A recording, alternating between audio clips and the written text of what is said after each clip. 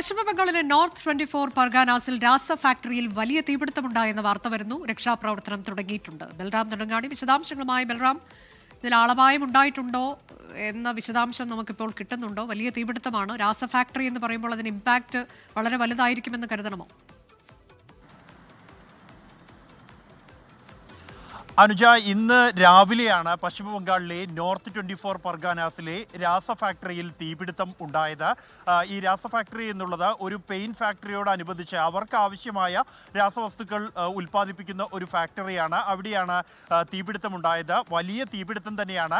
രാസവസ്തുക്കളാണ് ഇവിടെ ഉണ്ടായത് എന്നതുകൊണ്ട് തന്നെ തീ അതിവേഗം ആളിപ്പടരുകയായിരുന്നു. ഇപ്പോഴും ശക്തമായ തീ ഈ പ്രദേശത്ത് തുടരുകയാണ്. തീ അണയ്ക്കാനുള്ള ഊർജിത ശ്രമങ്ങളും ഇപ്പോൾ പുരോഗമിച്ചു വരുന്നു. 20-ലേറെ ഫയർ എഞ്ചിനുകൾ സ്ഥലത്തെത്തി തീ അണയ്ക്കാനുള്ള ശ്രമം ഇപ്പോഴും തുടരുകയാണ്. മറ്റ് വിവിധ ഏജൻസികളെയും പോലീസ് അടക്കമുള്ള രക്ഷാപ്രവർത്തകരെയും ഈ പ്രദേശത്ത് വിന്യസിച്ചിട്ടുണ്ട്.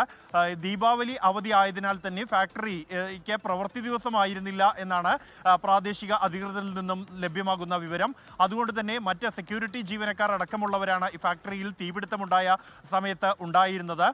നിലവിൽ ഇതുവരെയും ആർക്കെങ്കിലും ആളപായമോ മറ്റോ അപകടങ്ങളോ ഉണ്ടായതായുള്ള റിപ്പോർട്ടുകളില്ല.